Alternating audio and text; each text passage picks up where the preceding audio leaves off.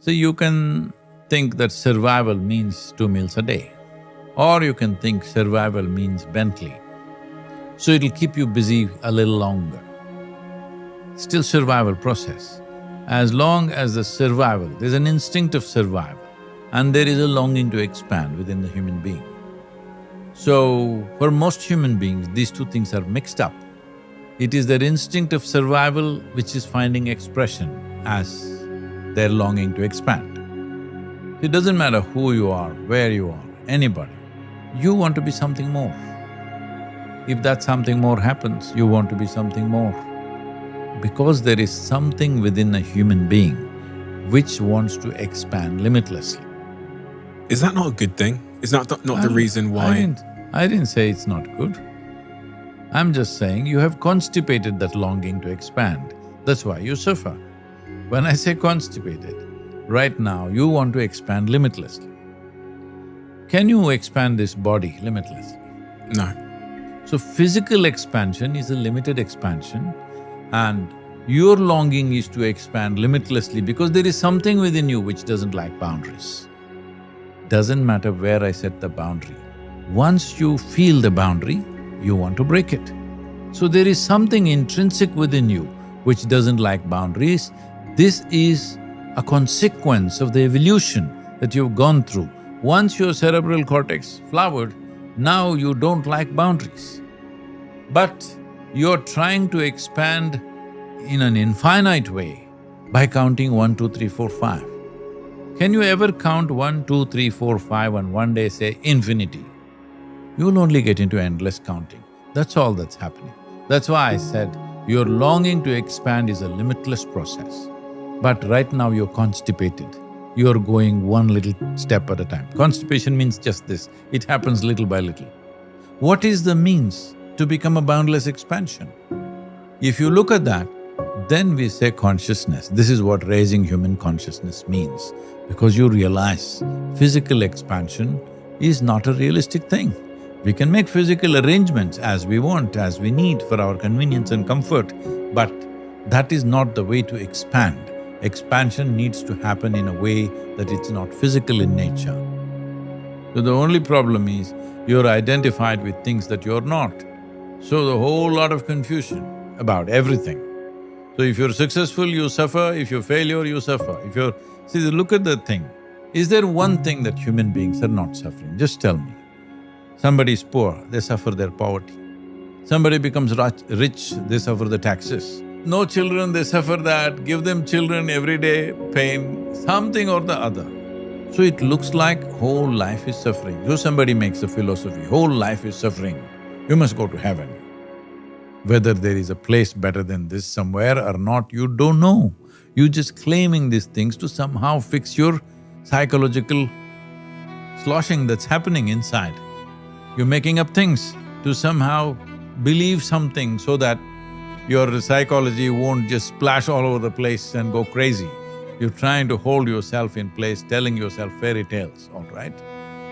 So, what I'm saying is, do you believe that if you want to navigate your life through this time that we have in a sensible manner, the most important thing is to see life as is, as it is.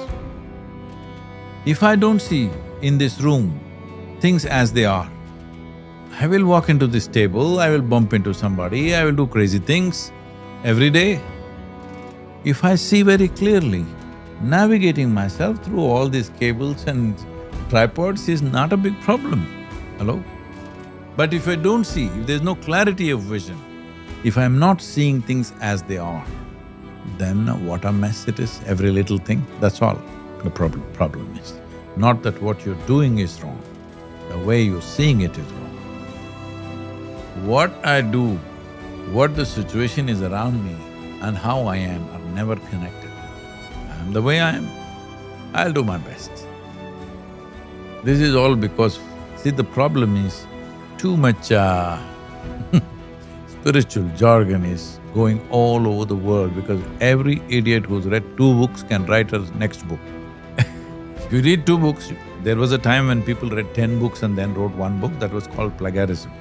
Now they read 2 books and they write the 3rd book. Just about everybody is writing. It's all right, it's freedom of expression, they can write what they want.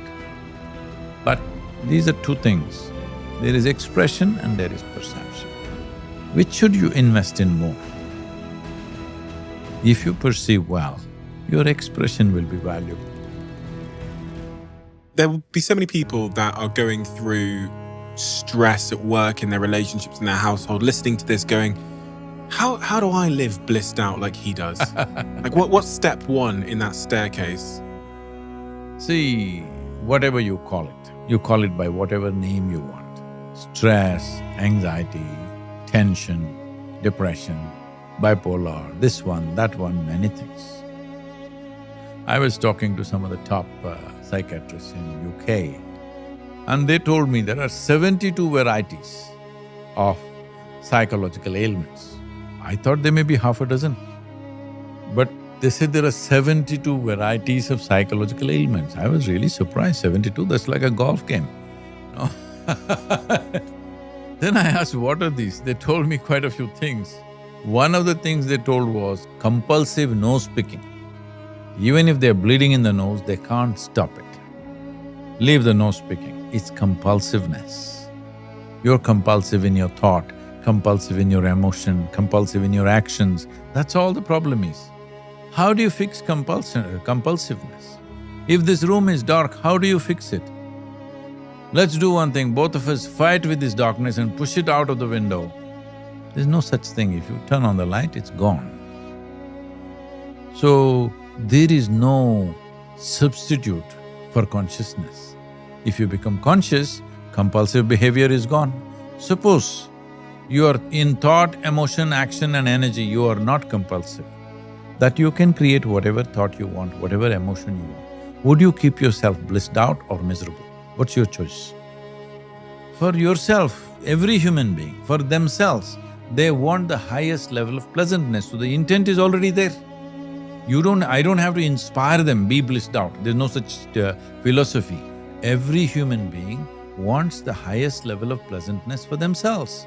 Those who think it's hopeless here, they're the ones who created heaven. They said, there is a place which is always pleasant. But they don't have any proof. We are not already in heaven and making a mess out of that. This is planet Earth and it's a fantastic place, and it's the most fantastic place we have seen in the known universe. See, whatever kind of mental ailment you talk about, essentially, when your intelligence turns against you, there is no power in the universe which can help you. But why is my intelligence turning against me? Somewhere we have not learned how to handle it, isn't it? Your education systems, your society, nowhere is there anything to teach a child how to handle their own intelligence, their own emotions, their own thoughts. There is no such thing. All fixing, mechanic shop, repair jobs everywhere. Leave the repair jobs. The simple thing is this. Right now, our way of doing life is very forceful.